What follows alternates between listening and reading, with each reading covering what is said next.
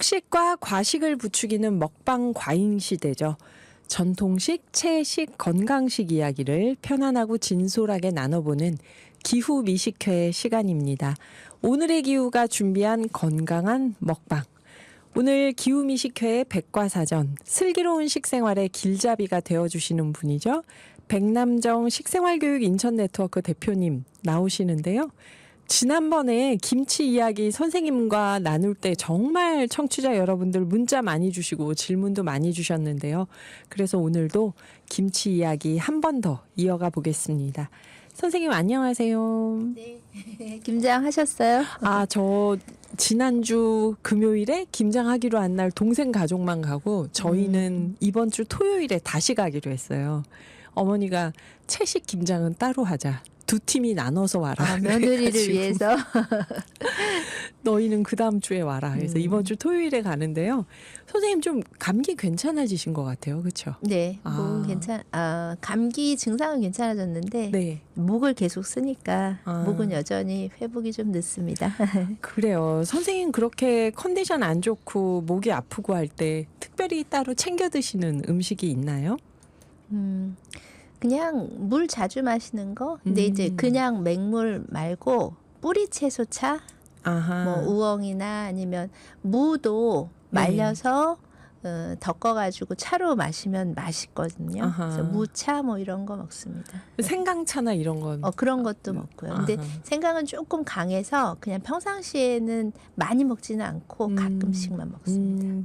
그러시군요. 선생님 빨리 쾌유하셨으면 좋겠습니다. 저희 청취자분들도 다들 걱정하고.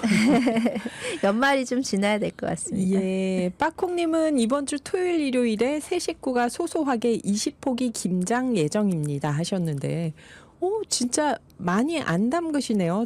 제가 한 20포기 할 생각인데 둘이서 먹을 거. 너무 많이 먹나 제가? 예. 그 감기 걸렸을 때 보통 김치 콩나물국 얼큰하게 먹으면 좋다 그러잖아요. 네.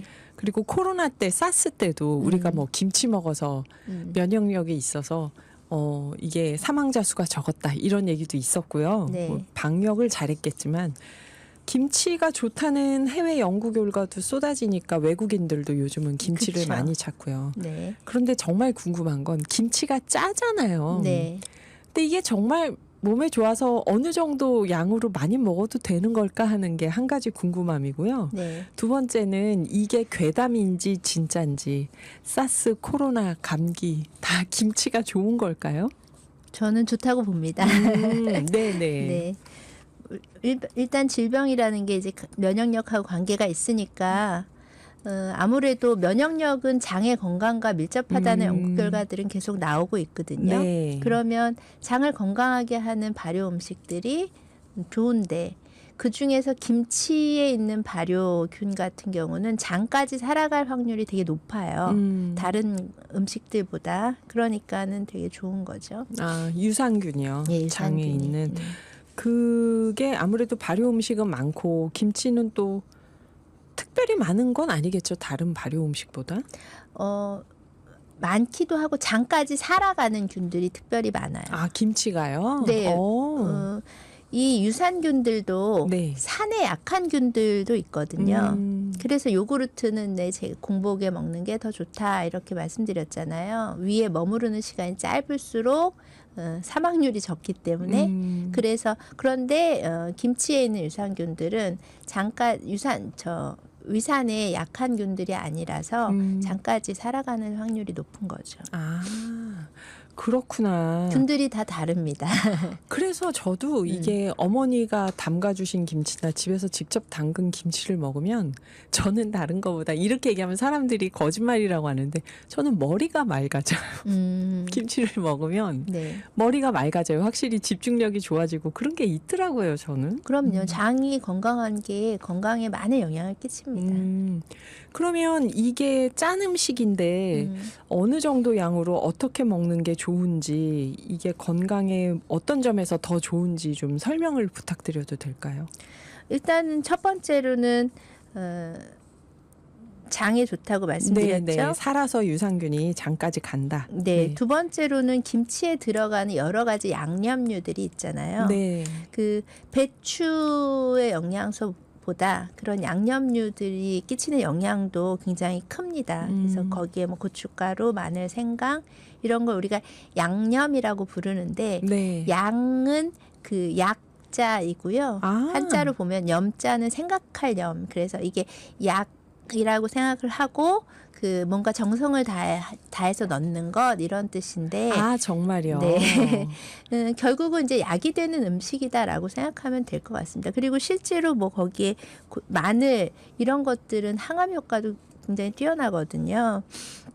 그래서 이런 항암, 항산화 효과가 있는 것들이 그 안에 많은 재료들이 들어가기 때문에 고춧가루 이런 거 많이 들어가거든요. 네. 고추 담그시면은 느끼시잖아요. 그래서 그런 다른 부재료들이 가지고 있는 또 좋은 영양들도 있는 거죠. 그리고 고춧가루, 마늘, 네, 생강 이런 맞습니다. 것들이요. 네. 그리고 그런 과정 안에서 섬유소가 또 배추가 섬유소가 많기 때문에 네. 그 섬유소가 가지고 있는 장에 직접 영향을 끼치는 유산균도 있지만 배추에 있는 섬유소가 장의 건강을 더 돕는 거죠. 그래서 일단 장을 깨끗하게 청소를 해주기 때문에 머리가 맑아지는 느낌이 있는 거예요. 몸이 좀 개운하니까. 맞아요. 네. 그래서 한 며칠 김치를 대충 먹거나 밖에서 먹거나 안 먹으면 찌뿌둥해져요. 저는 그걸 확실히 느끼거든요. 네. 저도 감기 걸리기 직전에 네. 먹거리를 좀 소홀히 하면 감기가 오더라고요. 아, 그렇게요. 네. 그 또 뭐 혈중 콜레스테롤 개선에도 김치가 도움이 되나요? 네, 그렇죠. 어떤 점에서 혈당이나 혈중 콜레스테롤 개선하고 조절하는데도 역시 김치가 지방 대사를 좀 조절하는 능력이 있어요. 그래서 이제 그런 것들이 콜레스테롤에도 영향을 끼치죠. 그래서 김치 다이어트 식품이라고 소문났던 것도 그런 네. 걸까요? 뭐 거기에 있는 섬유소가 이제 약간 포만감을 주기도 하고요. 그렇게 이제 지방 대사에 관여를 하기 때문에 또 그렇게 얘기하기도 하고. 그러나 어디까지나 좋은 재료로 잘 만든 김치겠죠. 그래요. 그 우리가 김장을 할 때 막 모여서 다 같이 하잖아요. 네. 친척끼리 모이기도 하고 이웃끼리 모이기도 하고. 네. 제가 아는 어떤 외국인 선생님이 교수님이 90년대 중반에 우리나라에 왔을 때 아니 서울 시내에서 이제 주택가에서 아줌마들이 길에 나와서 배추를 막 큰 통에 담아서 하는데 너무 비위생적으로 보인다. 한국 사람들은 왜 그런 걸 해서 먹냐 하고 얘기를 하셔서 이 설명하기가 참 곤란했어요. 제가 봐도 위생적이라고는 할 수 없는 환경에서 우리가 막 김치를 담그니까. 근데 우리는 어쨌든 김치를 여럿이 모여서 그렇게 담갔었잖아요. 요즘은 많이들 안 그러지만 이게 왜 그랬을까요? 왜 이렇게 많이 모여가지고 다 같이 담그고 이러는 게 문화로 자리를 잡았을까요? 일단 그게 좀 효율적이지 않았을까 이런 생각도 들고요. 제가 요즘 많이 고민하는 것 중에 하나가 먹거리에 대한 공공의 책임성이거든요. 네. 그러면 지금은 먹거리를 온전히 개인이 다 책임지는 분위기예요. 네. 사회적으로. 이게 언제부터 그랬지라고 생각을 해보니 예전에는 먹거리를 공공에서 책임졌어요. 그게 행정에서 책임졌다는 게 아니고 국가기관에서 책임진 거는 아니지만 네. 공동체에서 책임을 진 거죠. 마을 공동체. 네, 마을 공동체에서. 김장을 함께 모여 나눈다는 건 내 것을 챙긴다기보다는 어느 집에서 어느 정도 먹는지 이런 것들을 서로 보고 좀 챙기려고 하는 마음도 있지 않았을까 그런 생각도 들어요. 그리고 김장하는 과정이 되게 번거롭거든요. 양념을 네. 만들고. 그래서 사실 조금 하나 많이 하나 그 번거로운 과정은 똑같기 때문에 많이 하면 조금 더 효율적이죠. 그래서 이제 모여서 많이 한 것도 있고 굉장히 비위생적이라고 생각할 수도 있지만 처음에 배추를 소금에 절이잖아요. 이 절이는 과정에서 소금이 균들을 죽이죠. 그 참투압 현상으로 인해서 또 빼내기도 하고 네. 균이 증식할 수 있는 수분을 빼내기도 하고 그렇기 때문에 그 소독 과정이 없다 하더라도 균들이 증식할 수 있는 조건을 막아줘요. 그래서 생각보다 비위생적이지 않습니다. 저는 이제 그랬죠. 와인 만들 때도 발로 밟으시잖아요. 포도 뭐 그렇게 얘기를 했는데 네. 이게 제가 봐도 저게 위생적일까 하는 생각이 들었었는데 소금이 충분히 역할을 한다는 거죠. 맞아요. 세균들이 증식하는 것을 막아주기 때문에 우리가 비위생적이라는 건 심리적인 것일 수 있다 이런 네. 생각을 합니다. 이게 김장 문화가 세계 문화유산으로 등재됐다고 하는데 그만큼 우리가 말씀하신 것처럼 공동체가 먹거리를 같이 책임지는 문화가 이 김장이 맞아요. 아니었을까 그러니까 싶어요. 많은 분들은 이제 김치가 그 세계 문화유산에 등재된 걸로 알고 계시는 분들도 있는데요. 김치가 아니고 김장 문화가 등재가 되었거든요. 네. 그래서 이거는 이제 아까 제가 말씀드린 대로 그 먹거리를 공동체에서 함께 협력하면서 공동체 정신으로 먹거리를 책임지고 돌보는 정신도 그 안에 들어있다. 뭐 그런 그래서 그 문화 자체를 등재를 한 것 같아요. 네. 오늘 기후미식회는 슬기로운 식생활의 안내자 백남정 선생님과 김치 이야기, 김장 이야기 나누고 있는데요. 관련해서 궁금하신 점은 샵 0999로 보내주시면 바로 여쭤보겠습니다. 마돈나가 부릅니다. 트루 블루 2부에서 뵙죠. 오늘 기후미식회는 우리나라 사람들의 소울푸드, 영혼의 양식, 김치 이야기인데요. 선생님 아까 1부에서 김장 문화가 유네스코에 등재가 된 거다. 김치가 아니다. 네. 그리고 그 공동체가 음식을 책임지는 거에 대한 얘기를 해주셨잖아요. 네. 이어서 조금 더 말씀하실 게 있다고요. 그냥 단순히 이 세계 문화유산이라는 건 어떤 하나의 특징만 가지고 등재되는 것 같지는 않아요. 네. 이제 전체적으로 좋은 점들을 쭉 얘기를 해보자면 일단 공동체의 정신을 보여준다. 김장 문화는 두 번째로 그 식량을 저장하는 방법, 네. 그리고 이 식량을 저장하는 방법 중에 발효 음식인데 인류 그 문화유산 중에서 가장 좋은 것을 발효 음식으로 꼽거든요. 전체적으로. 그래서 뭐 치즈 이런 것들도 그 안에 이제 김치가 들어가 있는 거죠. 건강 음식으로. 네. 그다음에 그 김치가 갖고 있는 그런 앞에서 얘기한 그 몸에 좋은 점들. 그다음에 또 하나가 이 김장 같은 경우는 특히 일반 김치보다 훨씬 더 많이 그 지역의 특성을 담고 있어요. 아하. 지난 시간에도 잠깐 얘기했는데요. 네. 우리가 이름도 생소한 젓갈로 담그는 김치들이 지방마다 되게 많더라고요. 그래서 어떻게 그런 것들이 생겼나 봤더니 네. 바닷가 중심으로 특히 전라도 지역 같은 경우는 집에서 액젓을 다 담그시더라고요. 네. 서울 쪽은 안 그렇거든요. 그러니까는 집에서 담근 액젓이 있으니까 그걸로 김치를 담그는데 그게 굉장히 다른 거죠. 네. 그 어떤 곳은 막 여러 가지를 섞어서 잡젓이라 그래서 그거를 넣으면 또 그 집만의 고유한 그 김치 맛이 나는 거고 이렇게 이제 지역마다 또는 그 집안마다 그 전통이 내려오기 때문에 그런 것들을 그 보통 우리 세계 문화유산으로 등재된 것들은 지킬 만한 가치가 있다고 생각하는 거잖아요. 네. 근데 이 결국 음식을 지킨다는 건 먹어봐야 되거든요. 근데 우리가 이제 그 맛을 기억하고 있을 때 이거를 지켜야 된다는 생각을 갖게 된 거 아닐까 이렇게 생각을 합니다. 문화유산으로 등재됐다고 하는 게 음식의 경우는 그 맛을 기억하는 것. 맞아요. 먹어보고. 맛을 기억하는 것도 특히 김장 같은 경우는 각 지역의 독특한 그 식재료들을 적절하게 사용하는 것 이런 것까지가 다 고려되어서 네. 문화유산이 됐습니다. 지난번에 선생님 다녀가시고 나서 어머니가 그러시더라고요. 우리 집은 젓갈을 액젓을 2년을 삭힌대요. 그리고 짜서 맑은 네. 물만 넣는다고. 그래서 그런가요? 했더니 또 서울 지역은 젓갈을 많이 사용 안 했던 게 1970년대까지도 서울 사람들은 생선을 그렇게 많이 못 먹었다고 얘기하시더라고요. 네. 근데 토박이 분이 우리나라의 냉동 수송 차량 이런 게 그때 많지 않아서 갈치든 고등어든 다 귀한 생선이었다고 서울 그럼요. 사람들한테는. 저희 남편이 강원도 산골 네. 사람인데 아직도 절인 고등어만 좋아하고 나머지 생선들은 안 먹어봐서. 네네. 그렇구나.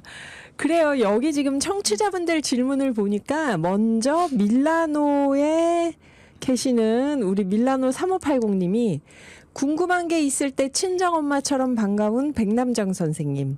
지난 토요일에 밀라노 한국어학교에선 김치의 날 행사가 있었는데요. 시연을 보여주신 분이 배추김치 양념에 양파를 갈아서 넣는다고 가르치셨어요. 무김치는 찰떡궁합이지만 배추김치에 양파를 갸우뚱했거든요.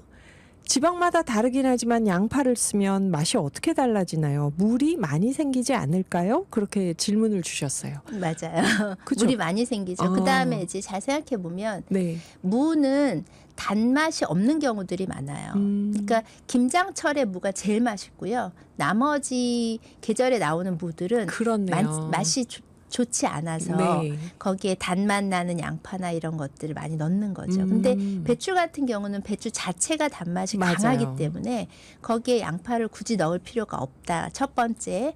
두 번째로는 배추김치나 모든 김치에 단맛이 들어가면 균들이 우리만 단맛을 좋아하는 거 아니고 균들도 단맛을 좋아하거든요. 네네. 균들이 빨리 활성화되기 때문에 발효 시간이 되게 짧아져요. 그래서 양파는 단시간에 먹는 김치에는 넣지만 김장김치처럼 오래 두고 먹어야 되는 것들이 빨리 발효가 되면 안 돼요. 왜 안 되냐 하면 우리가 김치 유산균은 항상 있을 것 같지만 네. 그렇지 않습니다. 유산균이 적절하게 사는 시기는 0도에서 4도로 보관을 했을 때 약 3주에서 4주 정도부터 시작을 해서 네. 조금 더 한 2주간 정도가 절정이에요. 아하.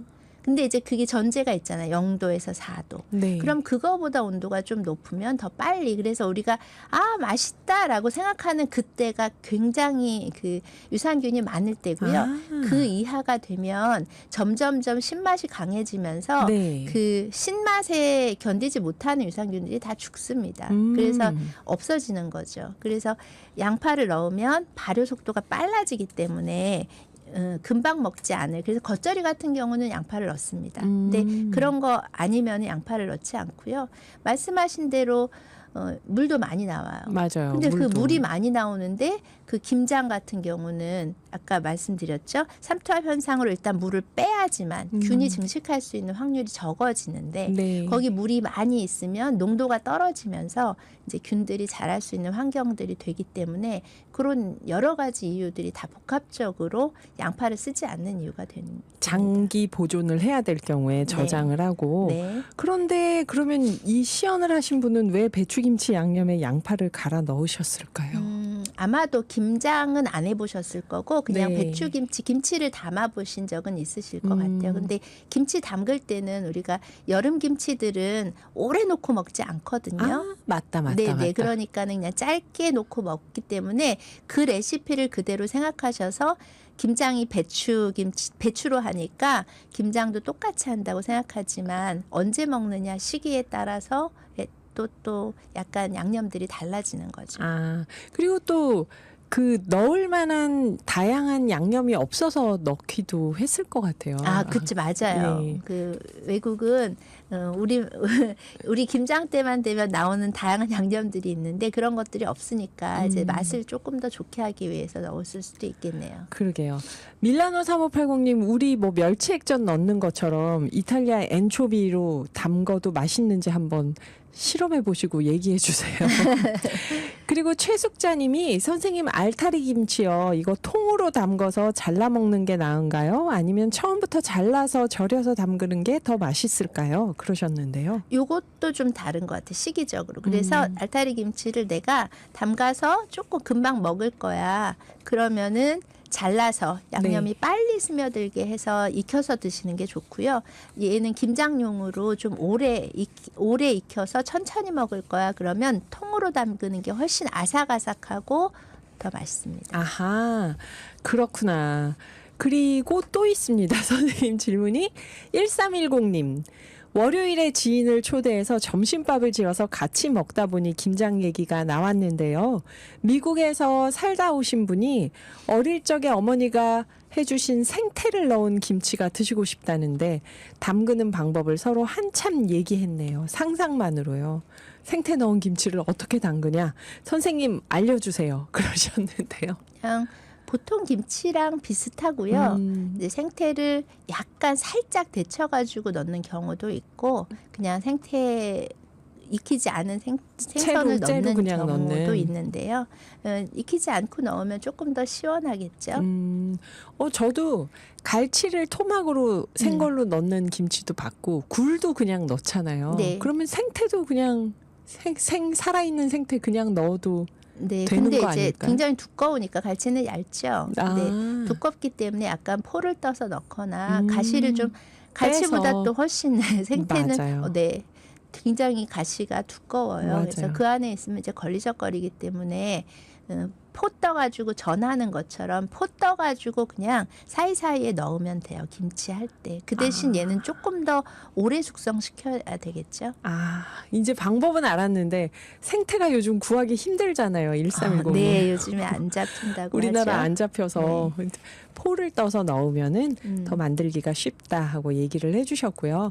어떤 지역이셨을지 궁금하네요. 그 고향이. 제가 얘기 들어보니까 충청도에서도 많이 먹었다 하더라고요. 생태 넣은 김치를요. 네, 그래서 그 지역 우리는 크게 이제 뭐 지역으로 이야기하지만 그렇지 않고 내가 물가에 살면은 물에 있는 것들을 넣고, 그러니까 내가 살고 있는 그냥 환경에 맞는 그 식재료들을 넣은 거죠. 맞아요. 예전에는 이동 수단이 많지 않았기 때문에.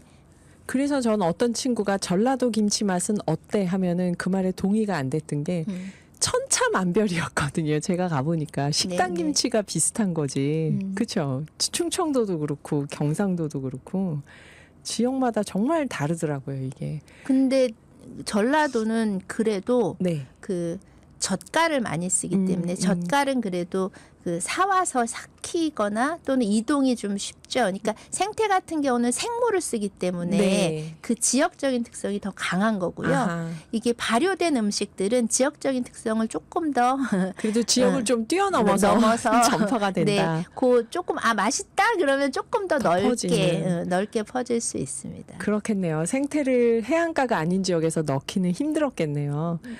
그리고 여기 한종혜 님이 와, 백 선생님 오셨네요. 반갑습니다 하시고 나서 쑥디 님도 반갑습니다. 네, 저도 반가워해 주셔서 감사합니다.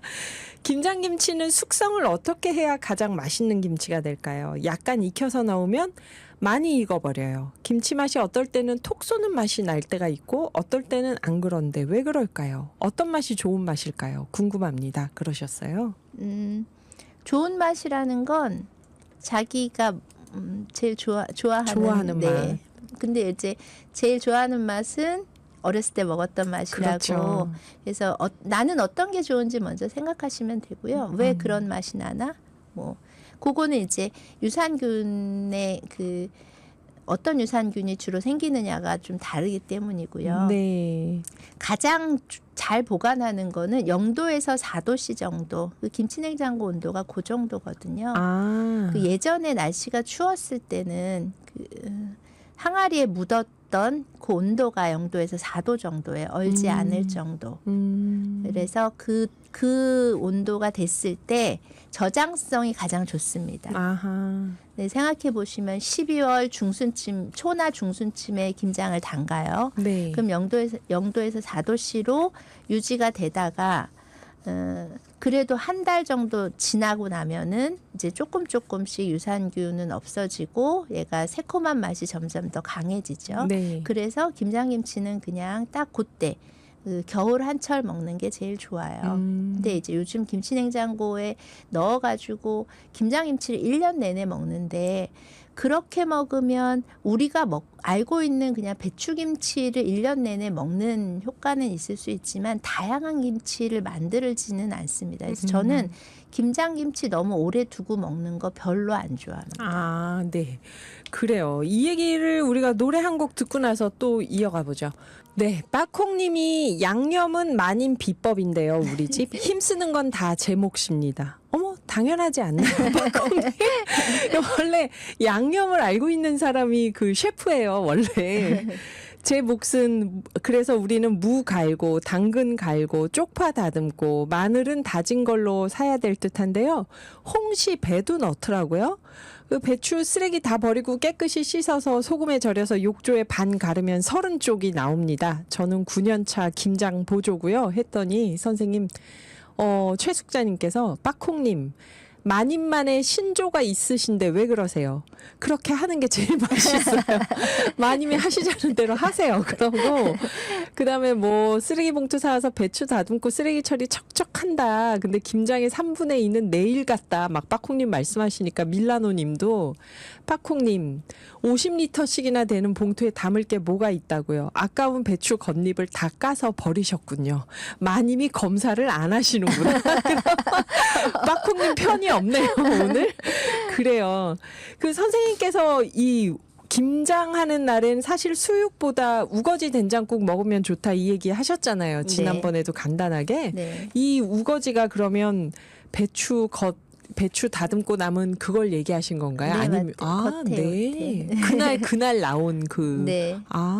절이기 전에 한번 우리가 네. 하죠. 그 다음에 이제 절일 때도 사실 우거지들은 요즘 어떻게 하는지 모르겠는데 워낙은 그 겉에 것까지 아주 버릴 거 빼고 나머지는 절여서 걔네들은 김장에 넣지는 않지만 위에다가 덮는 덮어요. 용. 그래서 김치를 숙성시킬 때 네. 공기에 닿지 않게 하는 것이 되게 중요해요. 아하. 맛을 유지하는데. 네. 그래요, 빠콩님. 지금 50ml 거기에 다 싸가지고 버렸다는 게 지금 칭찬받을 일이 아닌 것 같은데 어쨌든 그래도 대단하십니다. 이 욕조에 담궈서 하는 거 아파트에서 김치 어떻게 담냐 하는데 사람들이 욕조도 욕조에, 활용하고 네, 많이 하죠. 앞 베란다도 활용하고 거실에서도 하고 어떻게든 담죠, 우리가. 네, 빠콩님 계속 담그시다 보면 언젠가는 양념 비법도 배울 날이 있지 않을까요? 빠콩님은 가장 큰 불만이 처가댁이랑 이모네랑 다 절인 배추로 한다는데 우리 집 마님만 배추를 절이라고 합니다. 이게 가장 큰 불만이시네요. 그래요. 그럼 선생님 말씀하신 우거지국을 김장 당일에 먹는 건 배추를 직접 절였을 때 그렇게 먹을 수 있겠네요. 그렇죠. 요즘은 워낙 또 사서 많이 해서 밀라노님이 아하, 식당 하는 분이셔서 그랬나 봐요. 그분이.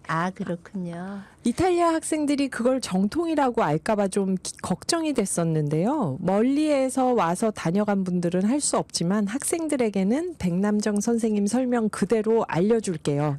두 가지가 더 있는데요. 네. 이제 양파가 좀 향이 있어요. 양파 특유의 향이. 네. 그런데 그 오이김치 이런 데는 양파 넣거든요. 양념에. 그렇죠. 근데 오이 자체가 주재료 자체가 향이 있잖아요. 네. 그러니까 양파의 향이 이렇게 도드라지지 않는데 배추 같은 경우는 향이 없는 채소기 때문에 거기에 양파를 넣으면 양파의 향이 도드라질 수 있어요. 그래서 배추김치에는 양파를 넣지 않기도 하고 네. 또 하나 이제 물이 좀 많이 생기면 배추김치는 식감도 되게 중요하거든요. 근데 식감이 물러질 수 있어요. 그래서 그런 것들도 추가로 같이 얘기해 주시면 좋을 것 같습니다. 그렇다고 합니다. 그리고 또 밀라노님이 이탈리아도 까나리 액젓 정도는 들어오는데요. 비싼 절인 엔초비 말고 생멸치를 한번 넣어볼까요?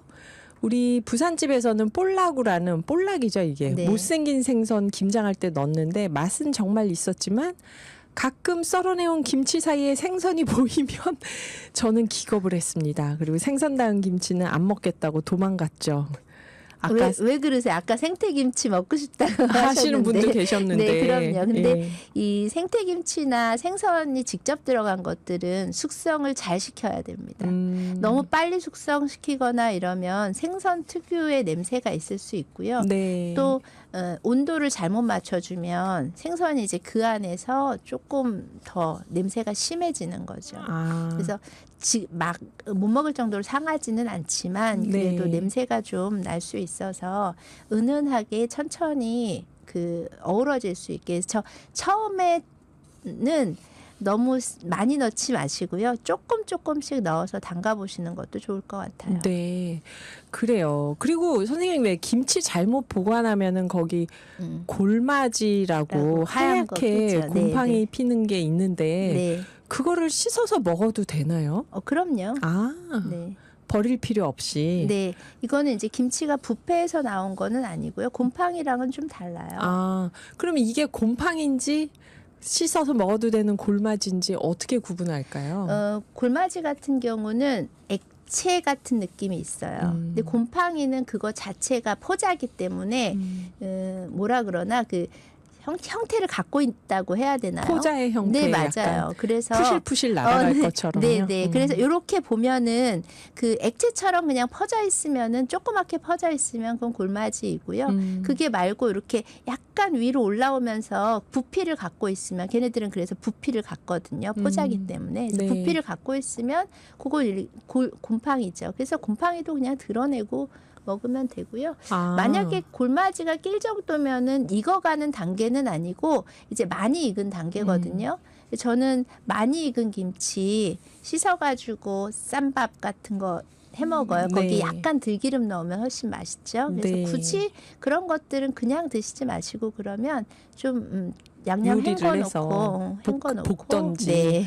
그리고 선생님 아까 왜 김치가 처음에 한 4주, 5주까지 딱 맛있는 유산균이 네, 제일 풍부한 많고. 거고 우리가 알고 있는 그런 묵은지 신김치에서는 이제 유산균이 별로 없다고 봐야 없는 되는 거죠. 거. 네.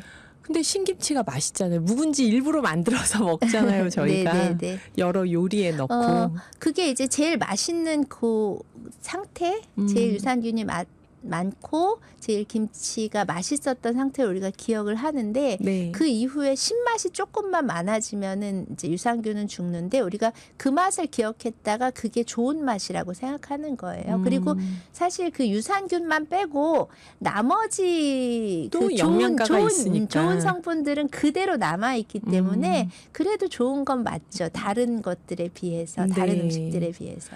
그리고 또 김치 맵다고 물에 씻어서 아이들 주기도 네. 하고 네. 저희도 그렇게 먹을 때가 있는데 그러면은 그 유산균이나 김치의 좋은 영양소가 사라지는 건가요? 씻어서 내려가기는 하는데 네. 그 맛을 기억하는 거 저 되게 좋다고 생각합니다. 그러니까 아이들이 매워서 못 먹는다면 네. 처음에 씻어서라도 그 맛을 기억하면 이제 점점 매운 것이 익숙해지면서 김치를 먹거든요. 그런데 그때 김치를 아예 안 먹으면 커서도 김치를 안 먹을 가능성이 높아지고요. 지금 김치 안 먹는 젊은 청년들이 이제 조금씩 늘어나기 시작했어요. 제가 예전에는 김치 안 먹는 어른 보기 진짜 어려웠거든요. 네. 외국에서 있다 오신 분들 몇 명 빼고는. 근데 요즘은 우리나라에서 계속 살았는데도 김치 안 먹는 어른들이 생기기 시작했어요. 김치가 맛이 없었나 보다. 집에 김치가.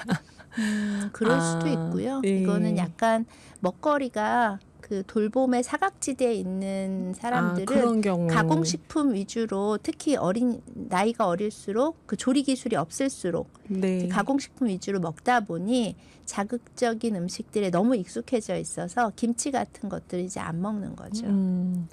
그래요. 오늘 5712님 백남정 선생님 반갑습니다. 여긴 부산이라 아직 김장을 중순 이후에 하려고 하는데요. 오늘 잘 배워서 너무 감사합니다. 아직은 김장 초보라서 김장을 여러 해 하지 않았는데 이번 기회에 잘 듣고 따라 해보겠습니다. 감사합니다. 그러셨네요. 초보시라면 저는 많은 양 하는 것보다는 조금 한 조금. 20kg 정도 해서 먹어보고 그래서 자기만의 레시피를 찾아보는 것도 좋을 것 같습니다. 그래요.